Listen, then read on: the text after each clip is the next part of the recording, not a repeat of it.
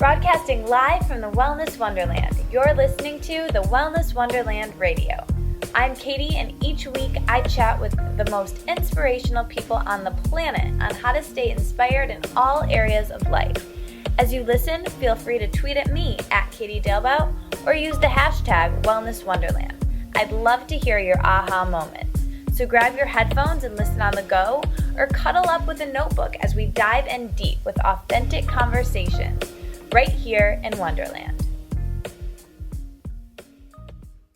Welcome back, everyone. I am so thrilled about today's episode because world-renowned nutrition and personal development strategist and my guru of health, Daniel Vitalis, is in Wonderland. He is so cool, and if you want to fully thrive, or as we say here, live in your own version of the Wellness Wonderland, turn up the volume on today's podcast because Daniel Vitalis is going to give us a huge, mind-blowing paradigm shift. So you're going to love it. Daniel is an amazing, articulate speaker, and every time I hear him interview, he has literally blown my mind with so much information. But what I really love is that he does it in such a loving, non-judgmental way and can really speak to everybody regardless of where they are on their journey. So he's a trailblazer who is really shaping the face of health and wellness today. So I'm so honored and grateful to be talking with you, Daniel. Thank you so much for stopping by. Well, it's really good to be here, and that's a lot to live up to in that intro, so I'm going to do my very best, but let's go down the rabbit hole. Let's do it. Okay, so I guess like I said before, I have so much I want to ask you, but I really want to start at the very beginning and really zoom the lens back and get a sense of who you are, where you came from, and how you came to this work. Did you always grow up with a hunger for health and nutrition? I always grew up with a hunger for knowledge. I did not grow up in a world of health and nutrition at all. I'd say I grew up in a pretty dysfunctional situation. But from the earliest memories I have, I really wanted to understand the world I was in, and I was always looking for the underlying base patterns. You know, my belief is like if we really want to develop ourselves and be completely developed individuals, we need to get data points on every important subject we can find. And so since I was really young, that's what I wanted to do. I didn't get into health and nutrition until I was about 15. About age 15, 16, I started to become more health sovereign. I was really sort of independent by that time in my life and living on my own. And that's when I started to have to actually feed myself. And I guess like anything I approach, it's the question was, well, if I'm going to feed myself, how do I do it well? How do I do it right? How do I do it the best way that I can do it? And that really sent me on a journey that has really enveloped so much of my life in the last few decades. Wow, yeah, it's funny when you said that, when you were 15, you were on your own. It's really, we hear about that kind of in our culture as like, the freshman 15 of college, or it's really like people start to either think about this stuff or maybe they don't, but when it all kind of shifts when you start making the choices about what goes on your plate rather than a parent or someone that you're living with, when you really make that shift. That's interesting. So bring us kind of up to the present then, where you started on that health journey with food and nutrition to the concept of rewilding and your work now. Well, the fundamental error that I made when I first started studying nutrition was I went out and I started asking the zookeepers how to take care of the human animal. Let me elaborate on what I mean by that. If we want to take care of a chimpanzee in a zoo, there'd be a couple different approaches we could take in figuring out how to set up the most optimal environment, the best diet, best lifestyle for that chimpanzee. Now, there's a clear metaphor here. I'm referring to us humans living in the human zoo that we call civilization. Mm-hmm. So if we wanted to take care of this chimpanzee, we could go to zookeepers everywhere and ask them how to best care for chimpanzees. Or we could look at wild chimpanzees and see how they live. And then we could try to replicate that lifestyle for this captive chimpanzee. Now, the mistake that I made, the error, was I went around asking everybody who was into nutrition what I should do. And I just got different stories from everybody and eventually realized the people I was talking to didn't actually really know what they were talking about. And it really, it's funny to me now, but it took me years to understand that I could just observe how the people who are still wild in the world, the hunter-gatherer peoples of the world, are living.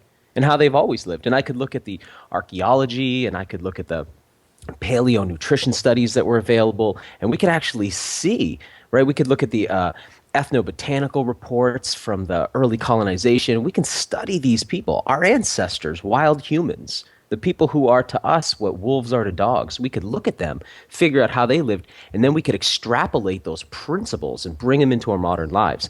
Now, that, like I said, that took me years to figure out, and now it's so obvious to me. It's so clear that the zookeepers, our doctors, our nutritionists, they don't actually have really any idea how we could best most optimally live. In fact, they're suffering from the same illnesses and ailments that we are. So, it would make sense if we looked at our nutritionists and said, wow, now there's some people who are thriving. Right. But we don't see that. Yeah. And when we look at our doctors, we see people often sicker than us. It's shocking. Right. So what, eventually I realized is that the model's got to be nature-based, because we are a really ancient species. Our modern form is at least 200,000 years old, and our protoforms go back millions of years, and we lived all of those years in our wild natural environment and only recently made the changes we've made. And the recent changes are really well linked now. The links are really well established scientifically. Ever since we left our natural environment, our bodies began degenerating. It's almost as if we halted our evolutionary process and we started a degenerative process instead. And so my experience in my own body and in watching the people who've taken this idea of rewilding on too is that when we make these shifts and we start to bring the natural principles back into our lives, our bodies start to flourish. Yes, they start to surthrival. Exactly. So we can, and so that is sort of the whole idea. The principle of my work is that people are basically just surviving. They're alive. They're still breathing, but they're not thriving. Their health, at large, the population at large is just basically barely staying alive, and just enough to keep the workforce rolling, just enough to keep the machine of technology moving forward. But very few people are thriving, and so hence the name of my company, Surthrival, and this idea that we can move past survival into something that's really about thriving. Yeah, it's like my favorite word. So when you decided to shift your focus, and the zoo analogy is probably my favorite analogy in the world, but when you decided to shift your focus and make this into a career, no one else was really having this conversation. No one else was really thinking about this in the way that you were. So it makes sense that you didn't really have anyone to look to. You were looking to those nutritionists and those people who were coming at this from a very, very different approach. So when you started to learn and have this hunger for knowledge and decided to turn it into your career, and I know that's something that happened just very organically for you, and I've heard you talk before about just doing good work in the world and then knowing that there's a need for that and just sharing in a real authentic way. And then, I think you never even set out to necessarily do it on this platform, but what advice would you have for people who also have that hunger to share something that they feel is important? And how would you suggest getting started in that, and how did you make that transition for yourself? So that's a really powerful question. A lot of people right now have a hunger in their heart to get out there and share and do this work because, I think that's an evolutionary thing. It's adaptive. It's when there's, it's like this idea that if you have only one sex of frog in a frog population, some of the frogs will actually spontaneously shift sex in order to balance out the population again so they can begin procreating. It's like that. It's like when the world gets in this situation where humans are on such a self-destructive path, that we're literally creating an extinction level event on our own planet. All of a sudden, people are born with this thing in their heart to get out there and make change, right? And so a lot of us feel that. And breaking through to that can be a little bit challenging, again, because we tend to want to follow, just like with nutrition, as I was mentioning before, we want to follow the other zookeepers, right? Like, we'll do what they did, follow their rules. And the thing is right now is the world is such a wild west this moment. There's this, all of the old rules, they're all falling away. And it's a choose your own adventure story right now. It's a created from your inner vision kind of world right now. It's a really positive way to put a spin on things. I like that. Well, it's our opportunity now. Right. Here's the thing. If we want to actually get out there and do it, it's more than just putting a business plan together. It's some fundamental shifts in how we frame our own reality. So, what I would say is this: the first and most important thing is that you tell the truth, and that you connect with the truth at a level where you're actually willing to admit when you're wrong. That's something that can be really hard for people who want to be public figures, because they tend to get a dogma going, and then they tend to defend that dogma vehemently. And very few people will actually say, you know what, I was wrong about that. I want to change my perspective Right. on that. So one of the things that's been a hallmark of my work is just saying, this is where I'm at today. This is what I believe today. This is what's true for me today. But my message is an evolving, adapting, living thing, and I would never want to see it become a sort of cage of rules that I'd created around myself or for the people who follow that work. So I think that's really critical, that we tell the truth. And I think the really big one here is, if you really want to get out there and you really want to do it, you got to shed the submissiveness of domestication. You have to shed the submissiveness of domestication. And by that, I mean, all of us were raised like dogs in this world to be submissive to all of these perceived authority figures and authoritative structures. Such that we walk through the world with our heads down, kind of whimpering, not really connecting to our inner sense of sovereignty. And the thrust of my work in the last couple of years has been around food, but underlying that's been the message of sovereignty. Underlying my message of nutrition and personal development has been this idea of shedding domestication. That's why I call the work rewilding. The idea isn't to become a wild animal. The idea is to reconnect with that inner sense of sovereignty. So we got to find and connect with our inner sense of value, and we need to demonstrate that value to the world. So if you want to, I watch a lot of people who kind of want to do what I've been doing. And I see some people do it with success, and I see some people really kind of fail miserably at it. And the people I see who can't really get it ahead, it's because people don't listen to them, because they present with submissiveness. And I think really it's got to come from a deep sense of inner security, and a deep sense of inner love and appreciation for yourself, and a deep sense of sovereignty. A sovereignty so deep that when people hear you speak, they know you're connected to the Yes. truth.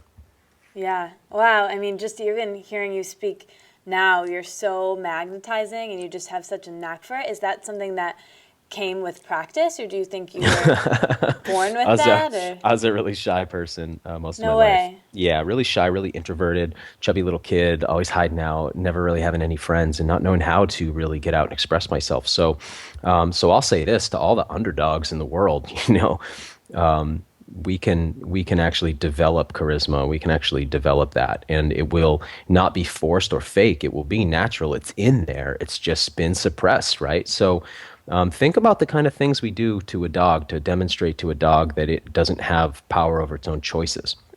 Even to the point of, let's say with certain species where we cut off parts of their body, like Right. clipping their ears or cutting off parts of their tail. And then we look at what we do. For instance, let's talk about men in our culture, right? Most of the men born in our culture have part of their penis cut off at birth. Right. I mean, this is a docking.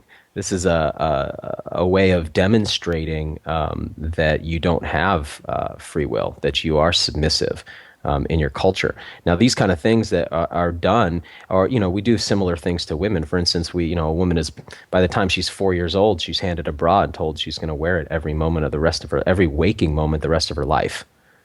Right? It's like, and if she doesn't, she's some kind of like greaseball hippie, right? It's like Right. we have all of these little things that we have to do. We feel like we have to do to impress the sort of invisible master. That most people don't even realize, right? Never even thought of. Right. They think they want to do it. Well, that's the Right. key of training a dog, right? The key of training a dog is making the dog want to behave the way you want it to. And so, we've all been trained like this through compulsory education by our incredibly, I want to say, it's like our medical system almost molests us from the earliest moments, right? From the moment that most of us, since we were born in hospitals, were first born to these white-coated sort of authoritative figures who manipulated and molested our bodies however they saw fit. And then as we aged, they began to drug us and kind of experiment on us, right? And so we went through that, and we went through compulsory education. A lot of us went out in the workforce where we learned how to bow to the hierarchy. And over time, slowly, the sort of inner fire gets turned down on people. So my experience and why is my focus so much on food and nutrition is because it's really about taking personal responsibility. So what happens is when we start to take control of what we eat and drink, suddenly we start to take responsibility for how we're built, how we're made, what we're made out of. The taking of personal responsibility in every category of one's life is the secret of rewilding. It's the secret of rewilding. It's the secret of getting your sovereignty back. It's realizing, you know what? If this communication went bad, that's my fault. If I didn't get that job that I wanted, that's my fault.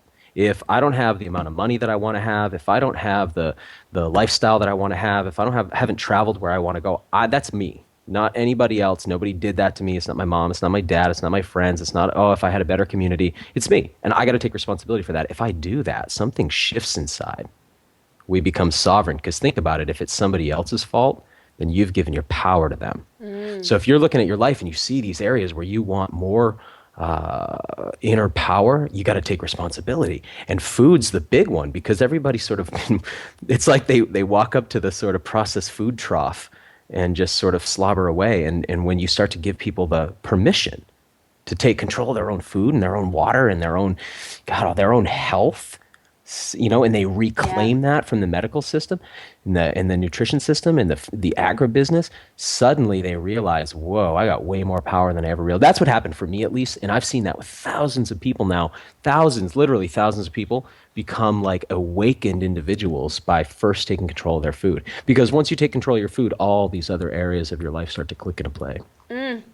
I'm so excited to get into that and get into the food and the water with you. But just going off of these topics a little bit more with being a speaker. So with that, shifting away from that submissive place, is that something that you would say people can kind of fake it till you make it? You know what I mean? Like really put yourself out there, even if it doesn't feel like you're pretending. I know I struggle with that sometimes. I'm like, I'm doing this, I'm feeling this, but I feel like I'm pretending still. Is that something to kind of like push yourself through and that voice in your head is not going away. That voice in your head is there, and it's useful to you, actually. An inner archetype that accuses you of being an imposter. And I think this is a valuable thing. I have that, and I'm sure that even those greats in every area of performance in the world have that, right? So I know every time I come to an interview, every time I get on a stage, I'm nervous before, and I wonder, am I fit to do this? What gives me the authority to talk about this, right? That's natural for us. Learning how to turn that voice down or to tell that voice not now is really crucial. But I want to add to that. It's not just fake it till you make it. I think it's really crucial that we learn how, if we want to speak and share and teach, then we need to learn a little bit about how language works. And we need to look at things like neurolinguistic programming, NLP, or things in that genre that teach us how to communicate more effectively, because words are magic. I mean, I don't know how else to say it. Words spoken are spells. And that's spells spoken, they manifest our reality. I've got this quote I want to share from Rudyard Kipling. He's the Nobel Prize winner in literature, and he wrote the Jungle Book, actually. Nice. And he says, words are, of course, the most powerful drug used by mankind. Words are, of course, the most powerful drug used by mankind. When we speak, it can be intoxicating. It can also be revolting. It's up to us. When we speak, we educate others on how to treat us, and we educate our subconscious on what to manifest for us. How we speak does that. So it's up to us every day, every moment, every word spoken, what we want to create. Are your words spoken, even the words spoken when you're with just one person, even the words spoken when you're just in the shower? Are those words moving towards the manifestations you want, or are they reinforcing your sense of submissiveness?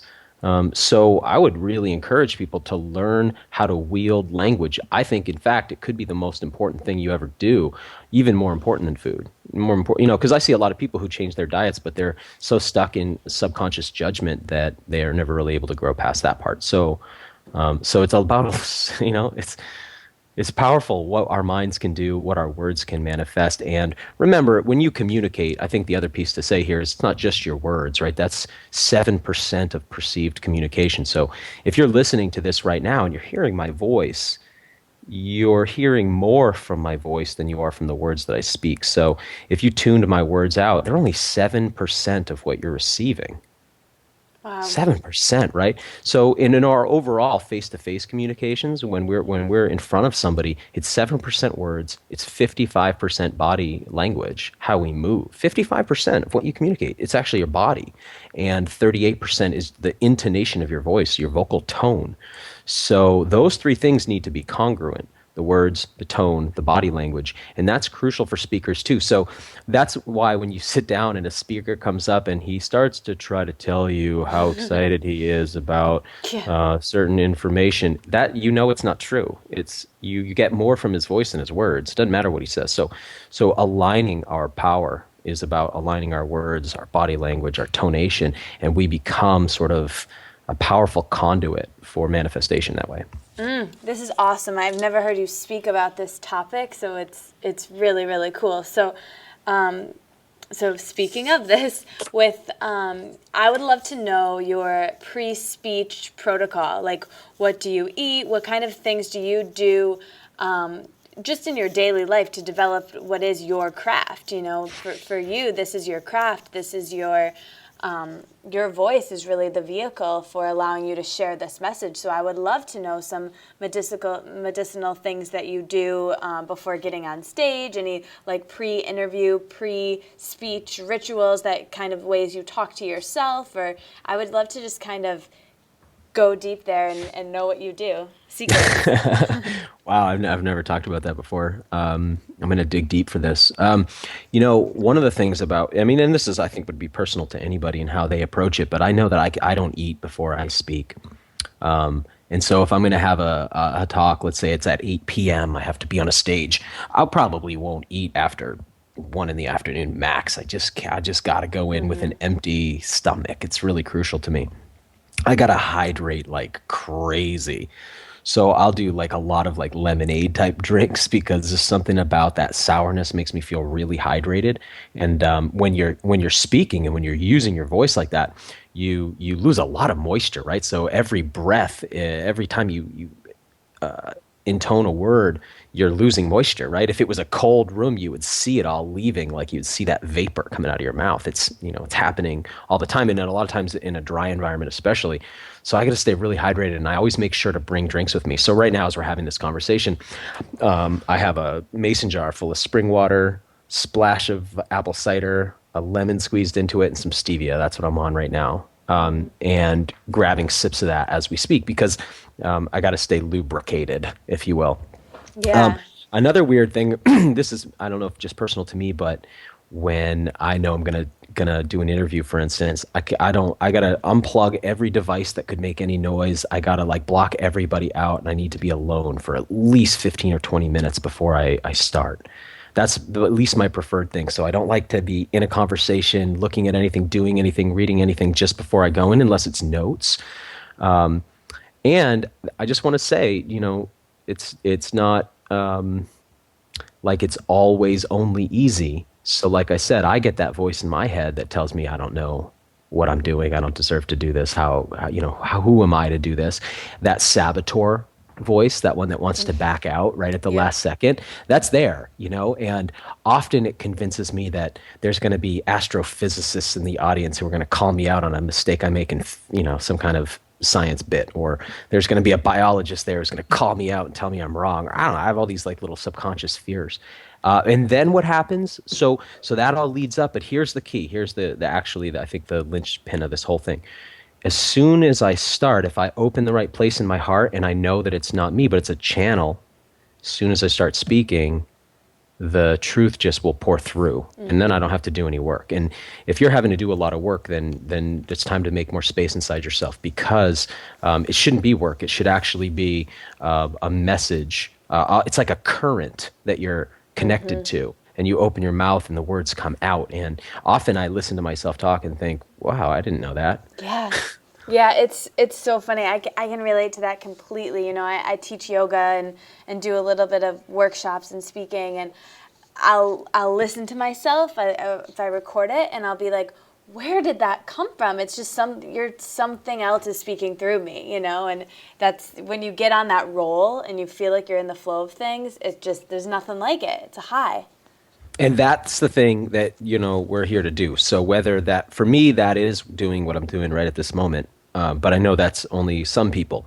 And so everybody's got that thing where Right. they get into their groove, right? And where the thing ceases to be, where there's a sense of timelessness, where what you're doing you could do forever, it feels like. And, Yep. where it just, you're so in your rhythm, your flow, connected to your current, and that's where the real magical work comes through us. So another piece is making sure that we don't try to align ourselves with a career that actually we're not aligned with.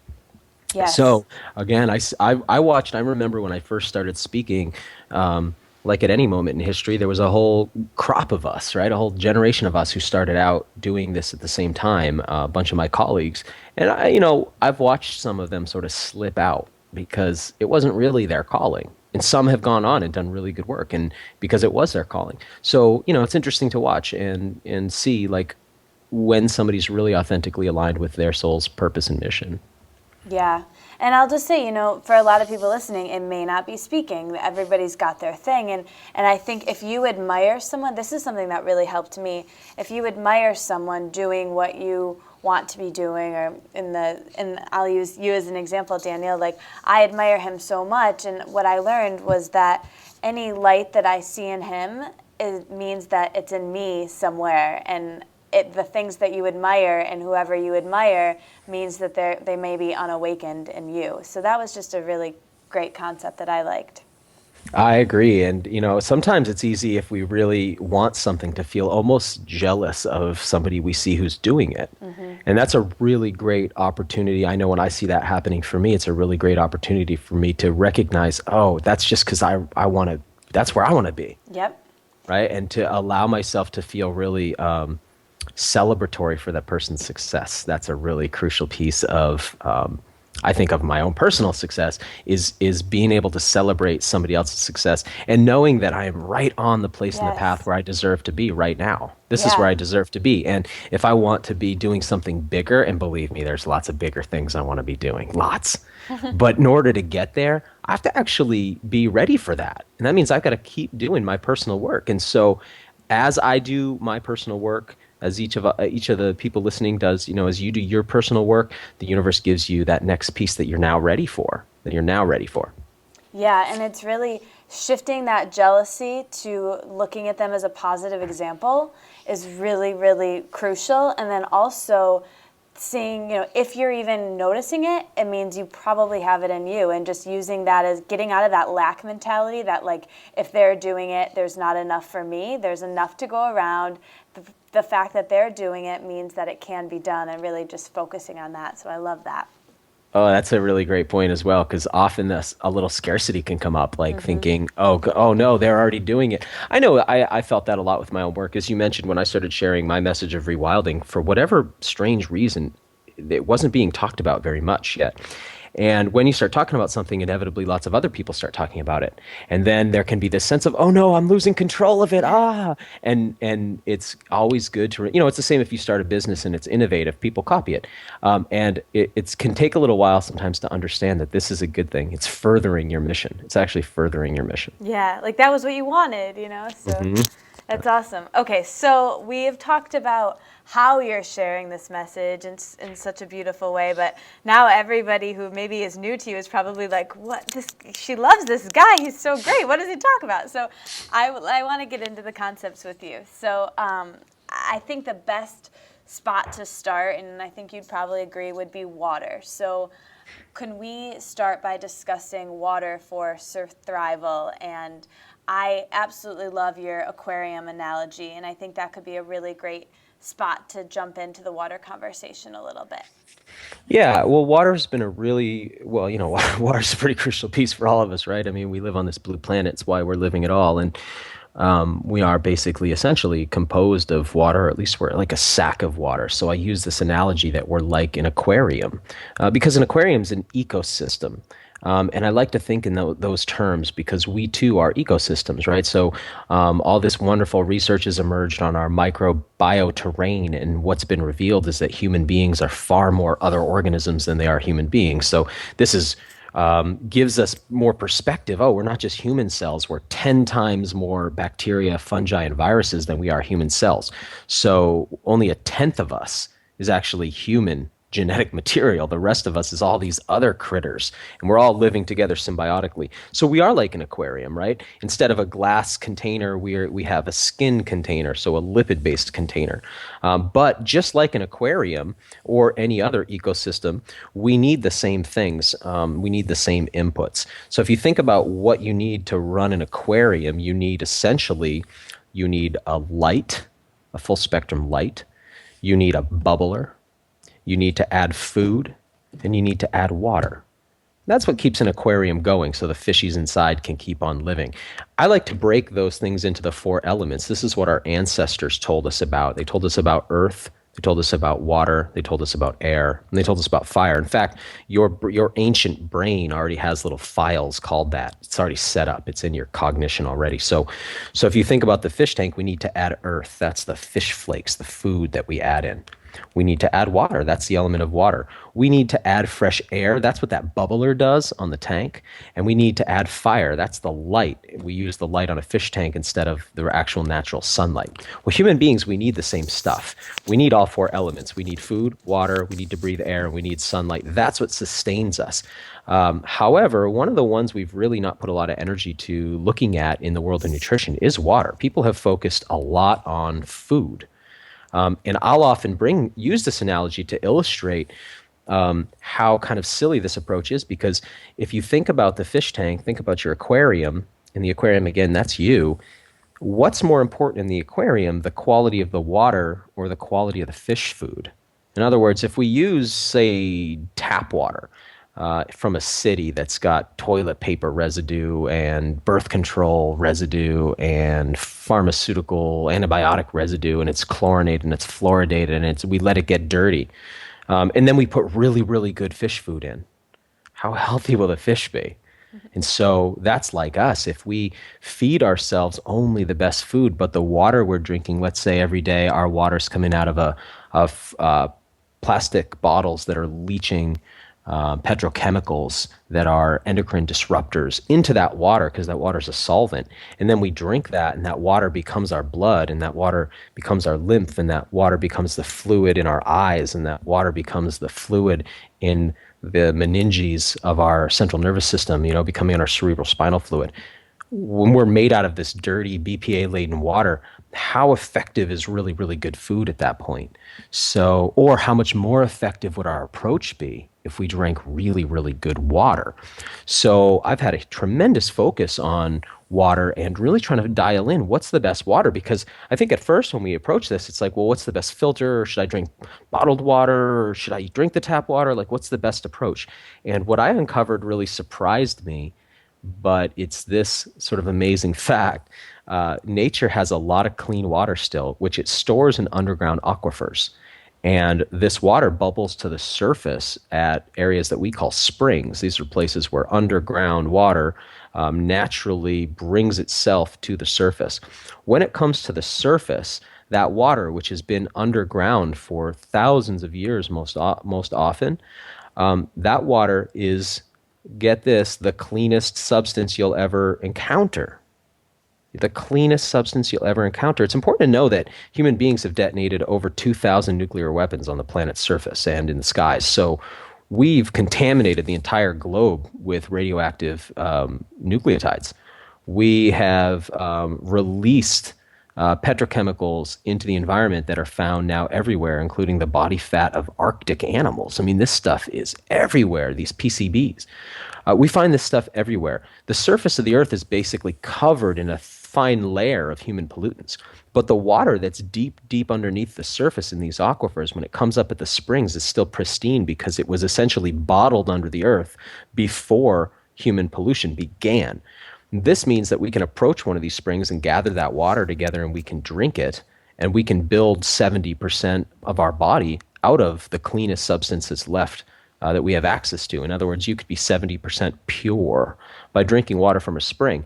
And so I made it a mission to create a website called findaspring.com, which is a database of springs built by people like you who are listening, by the users who find these springs and post them. And these are almost always springs you could drive a vehicle right up to, get out with a bottle, fill it up, bring it home, and start drinking this really, really perfect substance.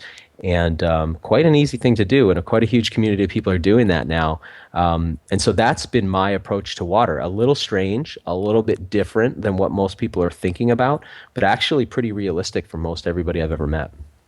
Awesome. And we'll obviously post the link of Find a Spring below and all of Daniel's links, but it's amazing. And one of my favorite things that I heard you say is it can really be like, you can make it fun, and you can make it like an Indiana Jones adventure to go find your nearest spring and find your water, and it can be really awesome. So I guess before we move on and shift from this water conversation, because we could do a podcast completely devoted to that easily, but I want to go just a little bit deeper to people who are listening that this concept may be new.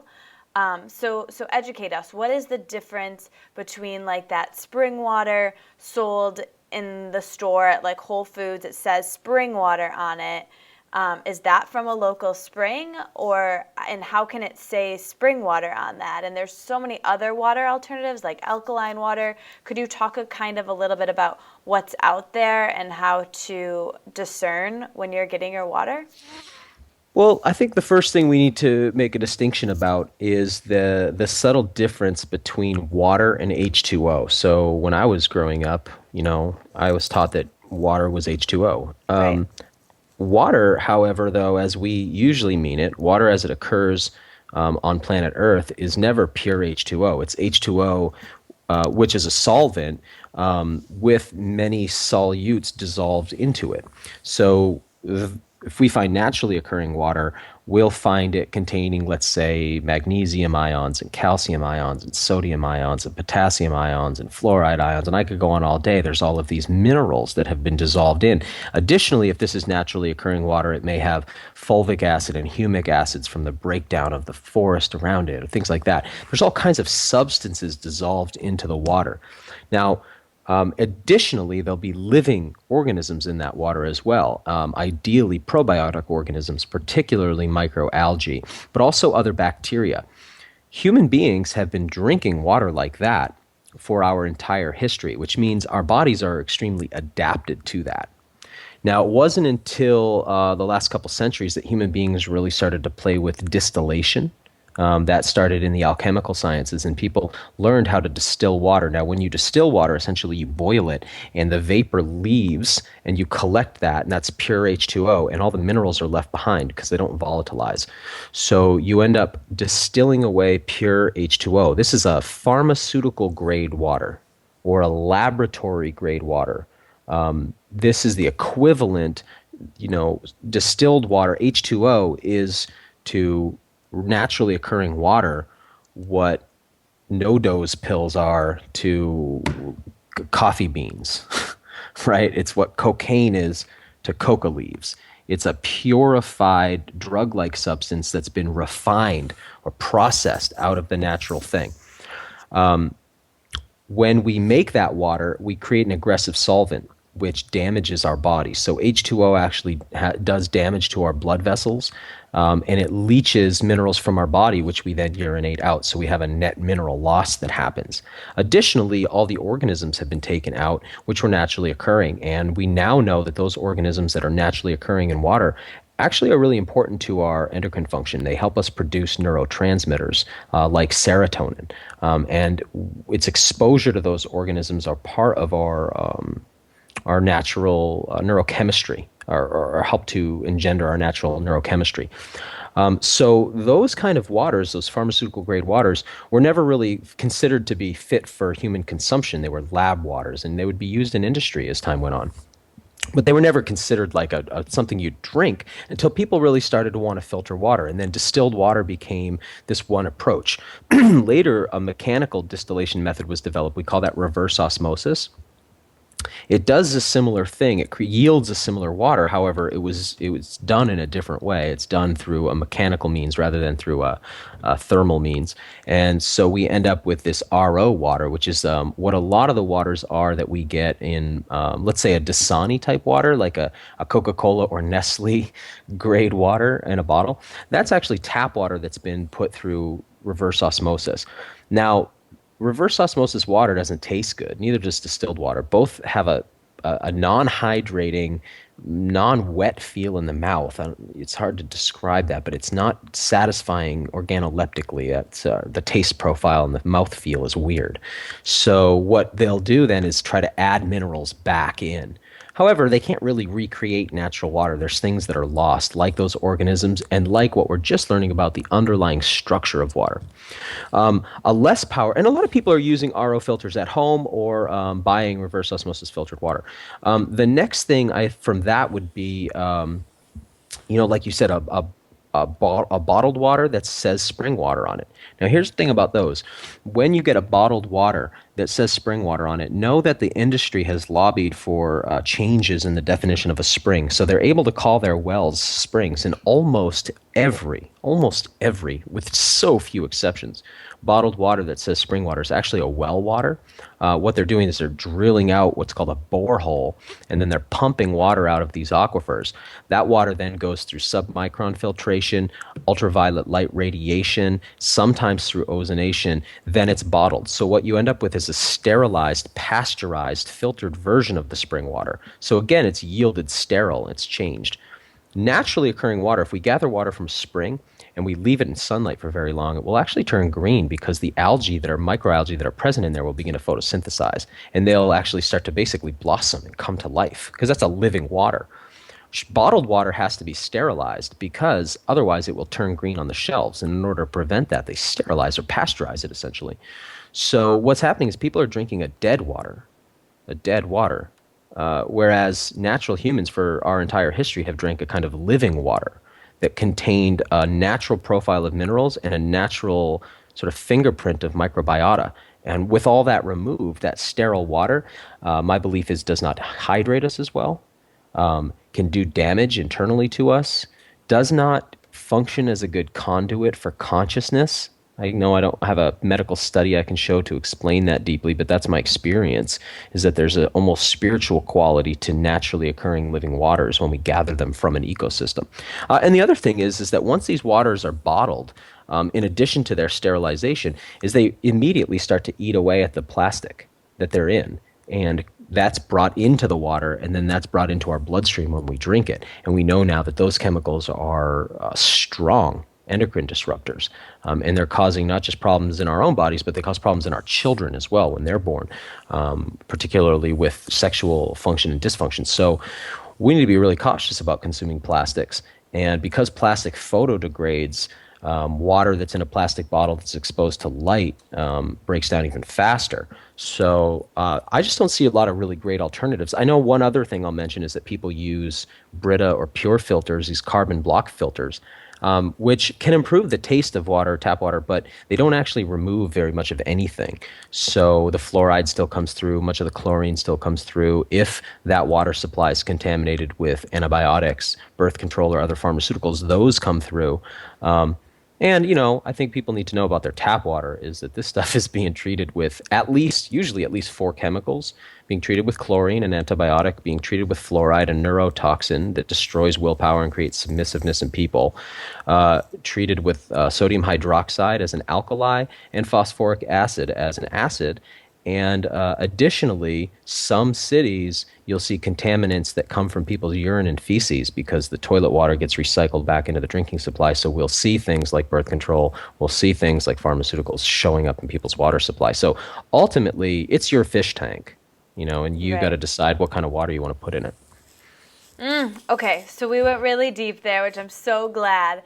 And I just don't want people, because, you know, I'm kind of like, oh my gosh, I'm so scared. Like, what if I ever am in a situation, I don't have my spring water, whatever. Like, I want to just be clear, too, that it's like, you know, it's all a spectrum, and you've got to just really, you know, think about it in terms of you just do what you can. And definitely now you have this information, now you can go out there, and Daniel has made this amazing website to make it possible for you. But don't be scared, don't be overwhelmed. Like, it's okay that maybe you've drinking Brita water your whole life. Like, it's gonna be okay. And it's going to be totally okay. That. I mean, obviously, we're all like, you look around and you see that people live and survive this way. So it's not as if you know, we're going to start dropping off because we're drinking tap water. You can live a long life on tap water. It's just not an ideal source. In the same way that people can live a long life on processed food, right? We could eat Wonder Bread every day. I know people who are adults that have lived out their whole lives living like this, and they go on and they lead fairly normal lives. However, what we find is if we start to shift their food towards higher quality whole foods, that they start to they become more alive. Thrive. Right? They start to thrive. They start to glow. Their hair becomes more lustrous. Their skin begins to glow. Their eyes begin to shine, and they come alive and they become awake. And I've seen the same thing happen with water time and time again. Now, I know what it's like to be without my spring water. You know, I know what it's like to be in an airport for 24 hours and have to buy bottled waters. And we just do the best that we can with what we have and what opportunities we have. But when we have the opportunity, it's so great to get ourselves really good water. And one of the little games I'll play with people is I'll say, you know what, only do it one time. So get a 5-gallon bottle, like one of those ones you'd see on a water fountain. Find a spring on the website. Might take you, let's say it's real far, like it takes you 3 hours to get there. So it's okay, you only have to do this one time. You drive out there one day, you fill that 5-gallon bottle up, you bring that home, and you decide that you're going to drink that whole 5-gallon that week. It's like you're doing a massive oil change in your car, some kind of big flush. You're basically going to clean out your body and flush it out. You're going to basically drain the aquarium and fill it with clean water. And you know what? You don't have to, do that for the rest of your life. You could do it one time, and just that one time is going to make a really big, profound effect. I think if you do that, you're going to want to keep doing it. That's my opinion. Don't tell him that. The game won't work. No, I really, really, really appreciate you giving that oil change analogy, and then you're just full of great analogies. But then also saying that and getting really honest and authentic with us about, you've been in an airport, like Daniel Vitalis says, even, like, you know what I mean? Like, it's really great for people to hear that and not be so hard on themselves and scared, because that's toxic for your body too. Those more really toxic. Negative thoughts. Exactly. More toxic. Exactly. Yeah. Okay. So we do the best with what we can. Here's another thing: if you have reverse osmosis water, and some people I talk to, that's basically the only water source they really have access to. What I like about reverse osmosis in its positive sense, there's a lot of things I don't like about it, but there's some positives. And one is that it really does take out things like fluoride. If the filters are in good shape, they'll take that out. So let's say you're starting with tap water and you've got to do reverse osmosis water. The problem is you yield a water so low in minerals that it becomes a kind of a dangerous solvent. So we can sort of repair that. Here's how we do it. We get ourselves what's called a TDS meter. This is a really inexpensive little device. Carry them at surthrival.com. We'll put the link below. Great. I mean, you can get one of these for about $25. And what it does is it reads the amount of mineralogy or minerality in water. So you stick these two little electrodes in there and you get a little digital reading. Let's say on your reverse osmosis water, the reading is 10 parts per million. That means of all that water, if we broke that water into a million little parts, 10 parts are minerals. The rest is pure water, H2O. We need to bring that up a little bit. So what we can do is we can get ourselves a high-quality sea salt or high-quality land salt. An example of a good sea salt would be like a Celtic sea salt. A good land salt might be something like a Himalayan pink salt. And we start to add that into the water, very small amounts, and we stir it, and we stir it, and we stir it in a vortex until we get that water to about, let's say, 100 parts per million. It's a good place to start. Then we let that water get real cold, so we put it in the fridge. We let it cool down, cool down. Once that water's cold and you've brought the minerals up to about 100 parts per million, you've sort of recreated something like a spring water. It's not ever going to be that sort of natural living water, but it'll sort of revitalize it. You'll find it a lot more hydrating. So if you're in a place, let's say you're living in Tucson, it's really difficult to get, a spring around there. You're in the desert, you're in Vegas.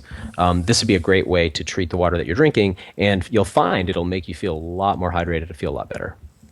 So good. I'm so glad that we went into all of that. I feel like we really gave everybody a good start with this water conversation. So now I want to switch gears to food, and I'm getting the time is just flying, but I'm loving it. So switching gears to food when talking about rewilding, if you were going to coach someone who was just getting started in this, and maybe they have been coming from either the standard American diet or maybe a vegan diet, or just wanting to transition in some of these concepts into their lives, how would you advise them to get started? Well, I kind of want to give a little preface here, which is to say, when it comes to, there's such a preponderance right now of raw food diets and of vegan diets. And so I just want to touch on that for a second because I have a background in both of those diets. In fact, I did those diets for a very long time. Often a lot longer than people who I talk to about this. And so I do have a good amount of experience with those. And I think it's helpful to know one of the things that I uncovered, because that was sort of me listening to the zookeepers, people telling me that was the diet that I should do, and I did them. And I did them well, and I put a lot of energy into them. And only later did I discover that historically, there is no precedent for raw food humans or for vegan humans. In other words, that's never existed until this era. Human beings never learned to cook food. Even, the first human beings cooked because they learned it from the species before us. So actually cooking goes back a few species. So human beings are actually a fire-adapted organism. We are a cooked food adapted organism. In other words, if we eat only raw food, our bodies can't necessarily extrapolate all the nutrition that we need. So that's a very delicate dance doing long-term raw food diets. There's a ton of benefit to that, but it's a long-term, maybe not the best choice for most people. And similarly, veganism is also something that's never existed in humans. We have a tremendous 3.6 million years ago, we were breaking bones open for marrow in our protoforms. And so we see that those diets are fairly new and very experimental. So I just want to give that word of caution, and I say that as somebody who not just intellectually, but as somebody with experience with it. Okay, so that said, let's say somebody's starting off. Well, let's talk about the bookends of the spectrum. The spectrum is, let's say, completely processed food slop, sort of, elementary school cafeteria prison food on one end. And let's say the other end is the hunter-gatherer person who scarcely exists on the planet today, but a person whose food comes 100% from wild nature. Let's say that's the other extreme. That would be like sort of the most optimal diet for our evolutionary history. And the least optimal diet for us would be a completely processed food prison diet, right? Those would be our extremes. Now, we're all somewhere on that spectrum. Most of us are somewhere in the middle of that spectrum. But my recommendation to people is to move from wherever you are always toward that ideal diet, always toward it, not with a sense of guilt or shame or I should be or I wish I was or any of that. We just point the ship in that direction, if that makes sense. Great analogy. I just love this analogy. It's like if you're driving in a car toward Canada and your goal is to get to Mexico, no amount of slowing down will ever get you to Mexico, right? You could be, if you realize you're headed to Canada and you go, oh my God, I got to slow this thing down. No matter what, you're still headed towards Canada. You actually have to turn around. So wherever you are on the spectrum, it's really crucial you point yourself in the direction you actually would like to go. So that movement might look like from processed food to more whole foods, till eventually getting to a totally whole food diet, to eventually getting to a totally organic diet. From an organic diet, we want to get towards a more locally produced diet. And that means connecting in with our farmers market and local food producers. And that local diet will actually shift us really quickly onto a mostly heirloom food diet, which means the varieties of foods we're eating start to change. We go from those supermarket shelf varieties to all of the really unique, nutrient-dense varieties that our local producers are growing. And once we really anchor that in, we can really start to get into maybe producing our own food, growing our own heirloom food at home, and then even maybe connecting in with wild foraging of foods, which is one of the most rewarding things that people can get involved in. And that might look like taking some herb walks to learn medicinal plants in your area, or taking some wild food walks to learn a little bit about foods that you can actually gather wild from your ecosystem. It might mean taking learning how to do some light hunting or some trapping so that you can actually gather food from your environment. And people are wondering, why would you ever want to do that? Here's what's neat. Wild food, which is food that human beings are not growing, are very different than the foods that we are growing, the domesticated food. It's important to know we've only been growing food for 6,000 years. Six to Wow. 10,000 years. That's all. We as in our modern form are at least 200,000 years old. That means if we went back 200,000 years and we grabbed a person, they would be identical to us today. They would be more fit. They would look like a really amazing athlete, but they would be identical to us in every other way. You put them in our clothes, they're us. Bring them to our schools, they're us. They're the same. For 190,000 years, they live as wild organisms, and then 10,000 years ago, they start planting wheat and become heavily addicted to that. And that sets a cascade of events in motion that leads to city-states. And that's where we are today. And it's a degenerative process that's actually unfolded. Call it domestication. So prior to that, all foods eaten were either gathered or hunted. And the thing about gathered plants, as an example, would be that the plant foods in nature are very medicine rich.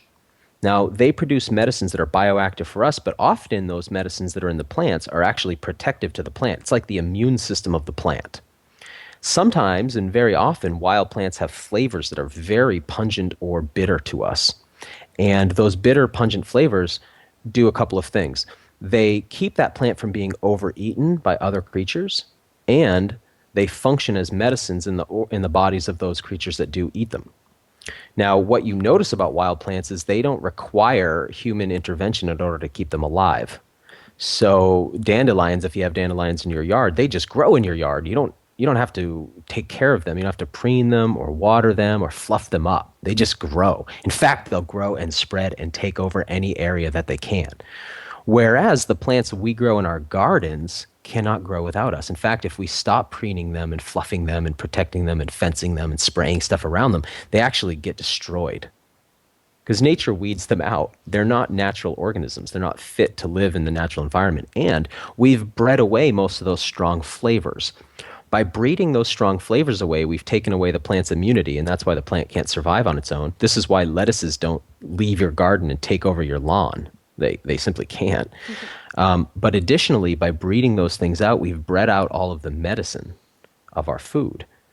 And so what's basically happened is human beings who are adapted to consuming an enormous suite of plant medicines, that's what we were adapted to, because all the plants in our natural environment were medicinal. Now, because our plants aren't medicinal that we're eating, our domesticated foods, we actually have like a deficiency for medicine that's developed.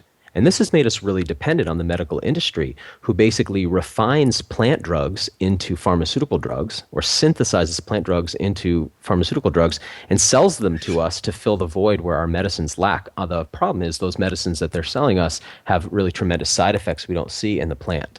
So what's going on is human beings are not letting food be thy medicine and medicine be thy food. Human beings are eating medicine devoid food and then taking excessively strong medicines. And this has created a lot of dysfunction in us. So this is a reason why this movement towards these foraged foods and these locally produced foods makes a lot of sense, because they're foods that start to replenish us with the natural medicines that keep all our organ systems healthy and help us develop. And the real cutting edge research says that these wild plants really strongly affect our gene expression and actually can shut off cancer genes and can turn on longevity genes. And that's really the direction I think a lot of us want to be going. Absolutely. That was super great. So you spoke a little bit about the bitterness of a lot of those wild plants. And I would love to talk a little bit about taste and how, in our culture and our society and just in life, it's one of the few senses that we have, so it is something that's important, and I know it's something that you think is important too. So I'd like to bring that into the conversation, which is the next thing I wanted to ask you about, which is the concept of celebration. And when it comes to food, I'd love your thoughts on that with kind of indigenous cultures, especially at this time of year. with during this holiday season, food is for so many people such a part of culture and celebration. Now, has that been around for centuries, people celebrating with food? And are there ways to kind of be in this rewilding realm but still also enjoy food and enjoy the taste? And I'd love your thoughts there. Well, not only has it been around for centuries, it's been around for tens of millennia. We've been doing that all the way back. Now, one of the principles that I've identified in this idea of food rewilding is something I call feast and famine.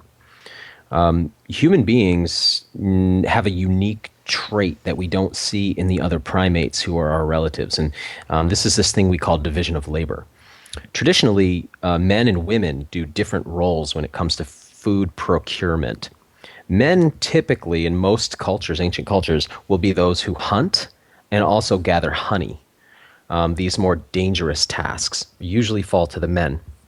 The women typically gather, and that means they're gathering nuts, seeds, shoots, berries, roots, tubers, fruits, mushrooms, things like that. Then they come back together and they share that bounty with one another.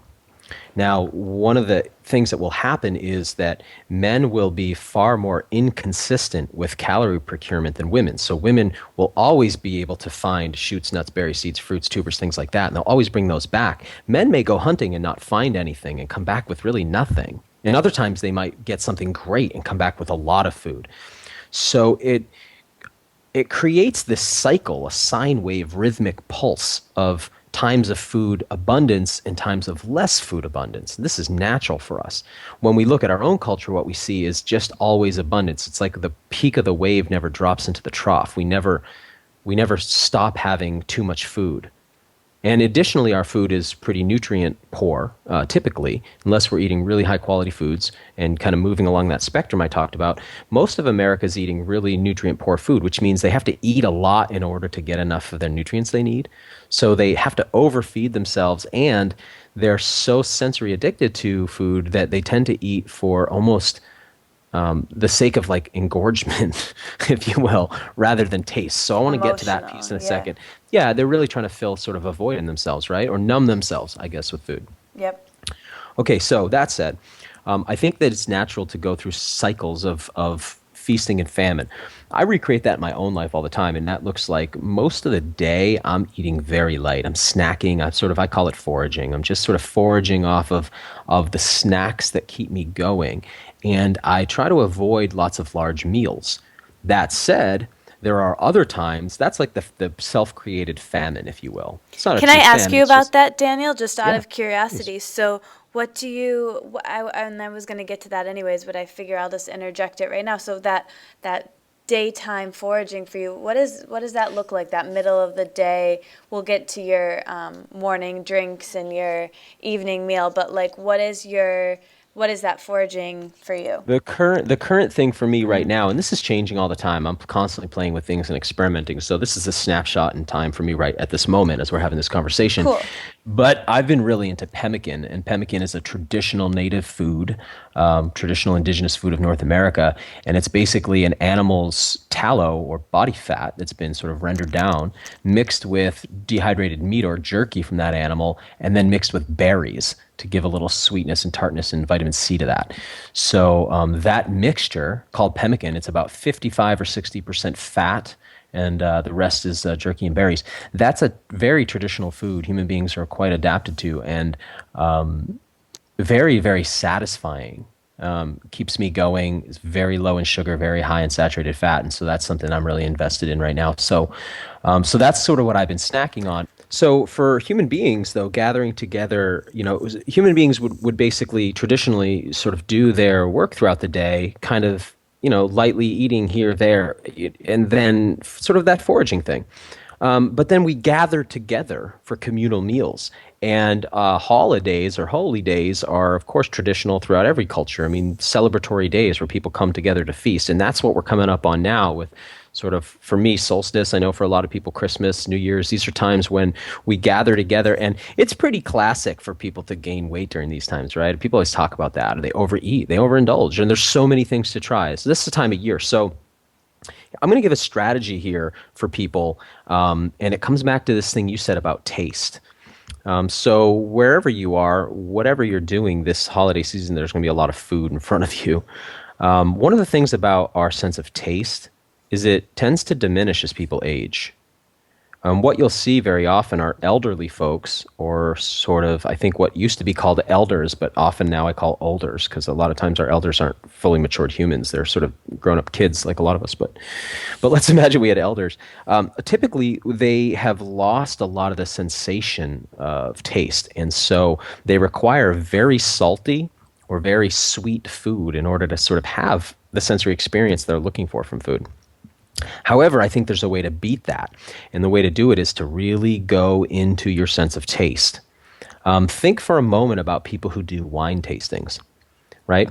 For a person who's never done a wine tasting, wine just sort of tastes like wine, right? A red wine tastes like red wine. I mean, after all, it's all made of the same stuff. It's all grapes. However, as somebody begins to develop their tasting palate, they're able to pick out thousands of taste notes. So even though they're drinking a fermented grape juice, they may be able to pick up on flavor notes like vanilla or chocolate or leather or tar or asphalt or slate or granite, or all these things that aren't actually in there, but there's flavor notes of it. And that begins to sophisticate somebody's palate. You're sending subconscious messages to the brain that it needs to continue to pick apart flavors and identify individual taste components. Later on, as people develop, they may even be able to pick up terroir, which is the flavor of the soil of the region.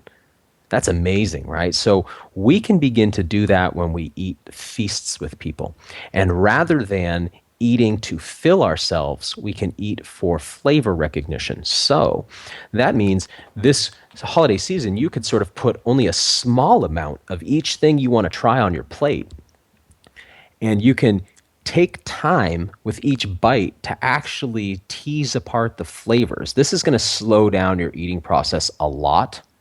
It's also a fun conversation bit, so it's really great for other people if you start to pick out flavors. Hey, do you notice a hint of vanilla in that? That slows everybody down, and it gets people enjoying the food, because what we tend to do is start inhaling food. And instead of judging it just on flavor and aroma, we tend to judge it on sort of how much we filled our stomach sack. So this is a great way to slow it down and sort of move through our food in a sensory way. And really focus on sensation. And while we do that, we develop our palate, and that's going to mean we breathe more, we chew more, we slow down more, and we don't end up eating as much, because there's our automatic shutoff, like the sense of, oh, I'm full, is a bit delayed, right? So what happens is we don't notice it at first. It's easy to go get a second serving of food before we feel that, oh, I was actually already full. And I'm sure a lot of people have experienced that at a feast like we're talking about, where you don't realize you're full until you've sat down and started eating the second plate. And then there's that, like, oh, if I had waited just a couple more minutes, I would have known. I like, too, that if I do this, I know everybody else is going to eat 2 or 3 plates. So if I slow down, it takes me the same amount of time. So there's never that. What we want to avoid at feasts this season is creating awkwardness for people.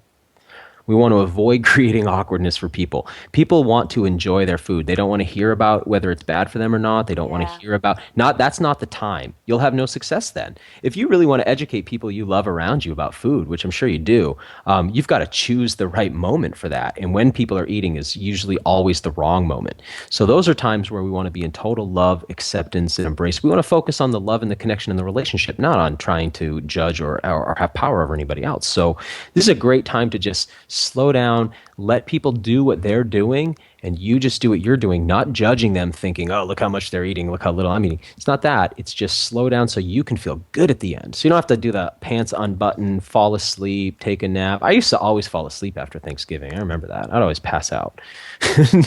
Now I've learned. And this thing I'm talking about using your sense of taste, is a fantastic strategy to take along in life with you, so that your ability to taste is always improving. And if it's always improving, then it's never going to be lost. And I think that's really, really important. That advice was so good and so timely. Thank you for going there. So now, before we wrap, I want to just get personal with you. You ready for it? I'm hoping I'm ready for it. I'm feeling ready. Cool, cool. Okay, so this is like my favorite question to ask anyone because I really think it gives us a nice glimpse into who they are, and I'm dying to ask you. So, could you walk us through your morning routine? Maybe like the first three things you do when you wake up. I'd love to hear about your what you eat and drink during that time, like what tonics you're making for yourself lately, and just why that time in the morning is so important to how the rest of your day goes. For me, mornings are something that I've always dedicated to myself. I have a career and I own a company, and I have a staff and a lot of things that want my energy as early as I'm willing to give my energy to them. So it's important to me to make sure that I carve out mornings to be my own. When I first get up in the morning, I like to first thing get water. I really like drinking lemonades. Or other kind of sour sweet beverages like that. So that might look like literally squeezing lemon. I love stevia and mixing that together in a 500 milliliters to a liter of water, and that's like my first thing in the morning. From there, I like a couple different things. I like my sauna. So sometimes I'll turn my sauna on and or exercise at that point. And sometimes, but I could be far more consistent with it. Meditation is another thing that I like at that time. But I like to do something that gets my body system really stimulated. So that could be the heat of the sauna, that could be the movement of the exercise, something like that that gets my body sort of woken up. From there, I usually make some kind of a blended drink. Usually I'll start with a tea base that I'll make. So I like to keep medicinal mushrooms boiling on my stove and have a tea ready.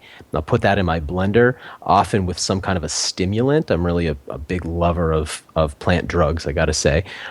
So I like morning stimulants, which I rotate typically between several. My favorites currently would be coffee bean, yerba mate, cola nut. Those are the guarana seeds, another one that I'll use. So I like to sort of play with something like that.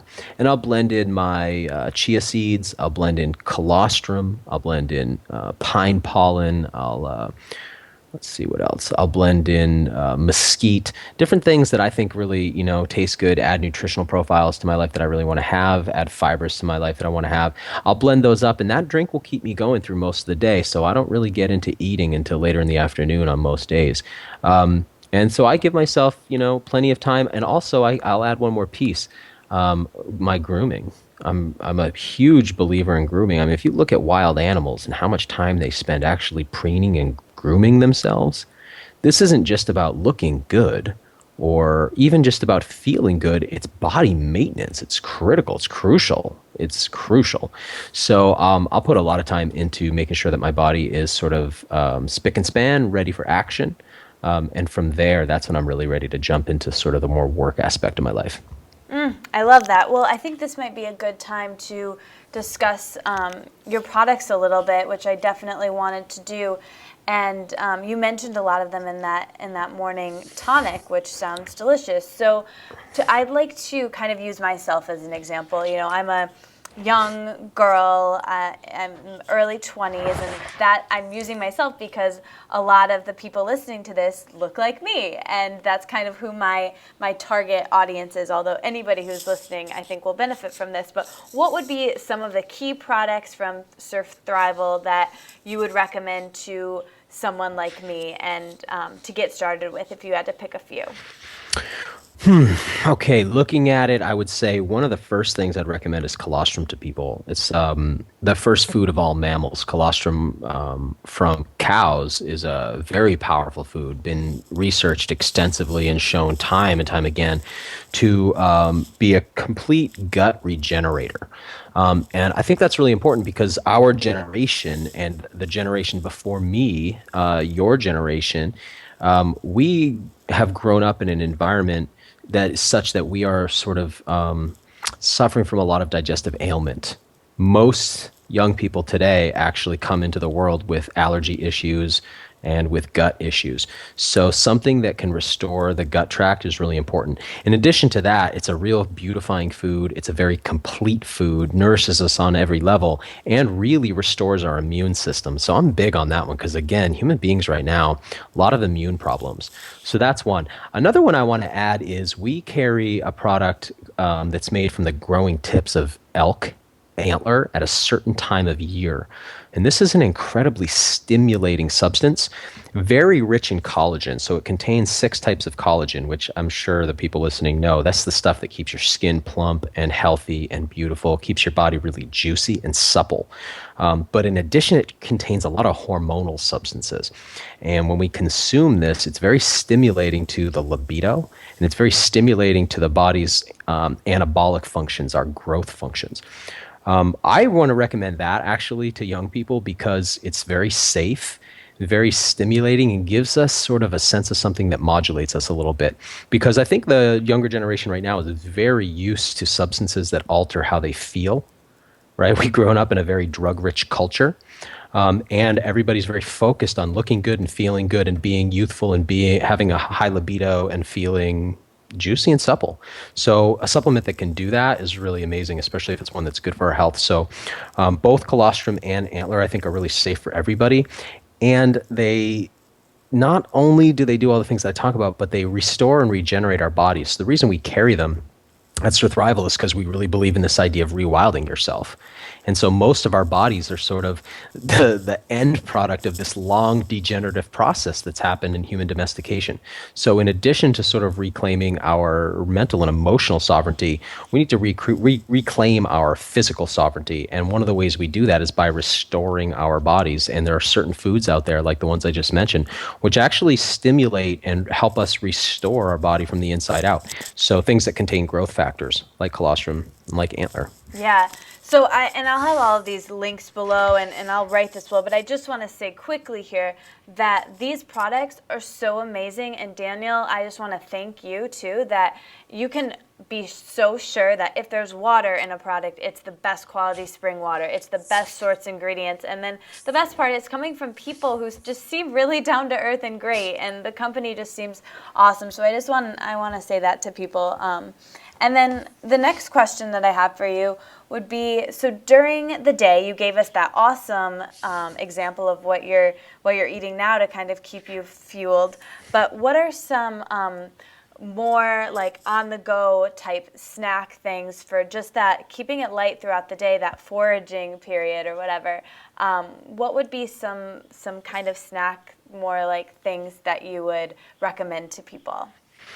I really like high quality dried fruits and seeds. I think that can be really beneficial. But again, I really, I'm not a huge fan of like bulk bin type dried foods, like health food store bulk bin stuff. It's usually very rancid or degraded, Right. or it's got a lot of microbes growing on it. So I'll purchase those kind of things from high quality producers. But a high quality dried raisin, for example, or a high quality dried fruit is really nice.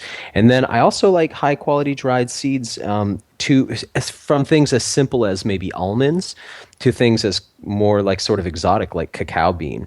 I really like cacao nib, things like that. So I also like to make kind of like a trail mix type thing. Nice. But that said, like I said, I've been playing a lot with pemmicans, and I think that's really valuable too. Here's another one, actually. It might sound strange at first glance, but I have a really amazing source of grass-fed Jersey cow butter, local grass-fed Jersey cow butter from up here. And I literally eat that butter by the spoonful. Because essentially what it is, it's the essence of the grass that these cows ate. It's all of the concentrated fats. And with that, all the fat-soluble vitamins that animal's put into that butter. So it's dark orange butter because of the vitamin A, right? And along with that, the vitamin D, the vitamin A, the vitamin K. So I literally consume that. That's like a fuel, pure saturated fat. That's like putting logs on a fire. It keeps my energy levels going without spiking my blood sugar. Nice. So that's local to you. So where do you source? Where do you get the thing that you're having now, and then also the berries and the dried fruit and seeds that you're finding? Is that something you can get online? Sure. So a couple companies I really like. I'm getting pemmican. Ooh, I hate to put this name out there, feel like I might dry up my own source. Oh I get no. my I get my pemmican from a company called U.S. Wellness, and they're great because they'll deliver to your door high quality grass fed animal foods. Fantastic.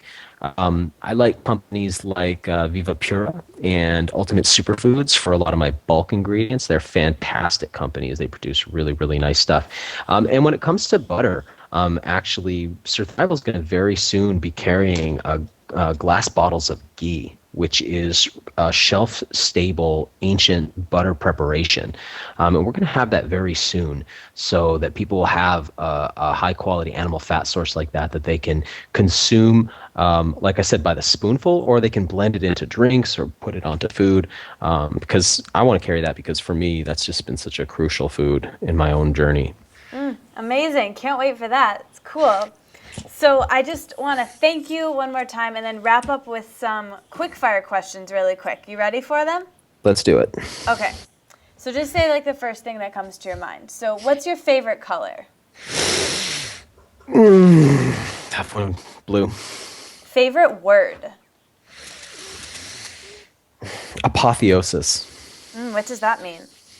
It's when a human being is elevated to the status of a deity. Wow. My favorite word that I learned from you is pronoia, which I adore. And my friend and I kind of say like cartoon world when it seems like that, when everything kind of is going your way. And that's what it means. And maybe you can define it better for everyone. But it's the belief that the universe is conspiring for your greater benefit. How beautiful is that, right? Oh, I love that so much. Okay, favorite Surthrival product? Oh, elk antler. Platinum. Favorite health ritual? Hot springing. Favorite day of the week? Saturday. Favorite hour of the day?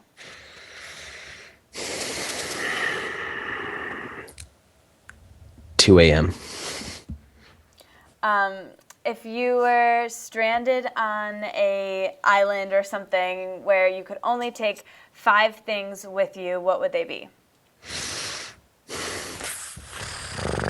Solar-powered flashlight, high-quality knife, fire source, my Vibram 5 fingers, a beautiful companion. Love it. Such a practical answer. So what is your favorite vegetable?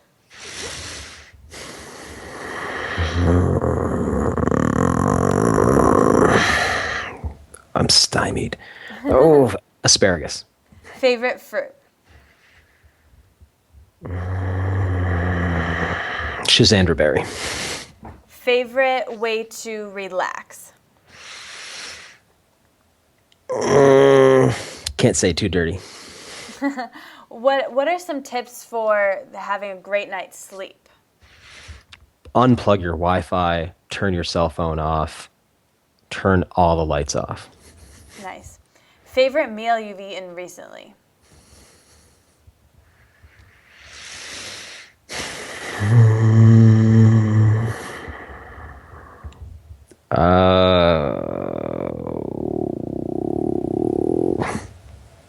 Wild lobster. What is something that you're doing in your life that you're afraid of, but you're challenging yourself to do anyways? Relax. Nice. What is your favorite book? Dune. Do you have a favorite song? No. And then you have really made it your goal and vision to really explain this concept of rewilding to the world. So where would you like to see it in, say, 10 years? Where do you see the future of the work that you're doing? I'd like it to be household. I'd like to be speaking to groups of thousands of people, tens of thousands of people. I'd like to see it on television. I'd like to see it in documentaries. I'd like to see it spreading through the mainstream and become as well accepted as so many things that we take for granted in our everyday life. So good. So my last question for you is this. So The name of my blog and this podcast, as you know, is the Wellness Wonderland. So when I offer that term to you, what does living in a wellness wonderland mean for you? Oh, it's easy. When I'm really aligned with my truth and I take away any hindrances that I've put in between me and the magic of reality, and the whole thing starts to flow and constant synchronicities and coincidences start happening that are aligned for my greater good, and the world goes from feeling like something stark and cold, this feeling like magic emanates from my fingertips and I can create anything that I dare to dream. That's a wonderland. That's a wellness wonderland, when it feels like pure natural magic, and it's fun, the fun of creation. What an amazing way to end. Thank you so, so much, Daniel Vitalis, for being here, and everyone else for listening. This has been truly amazing. Thank you. You're so welcome. Thanks for listening. You made it all the way to the end. I'll be back next week, but until then, let's stay inspired and keep this conversation going. So tweet at me at Katie Dalebout and our guest with your aha moments from this conversation. And like the Wellness Wonderland on Facebook, so we can all hang out there and discuss how inspired we are and how we'll apply it in our daily lives. And never miss another episode or post from me by signing up for email updates on thewellnesswonderland.com. See you back in Wonderland.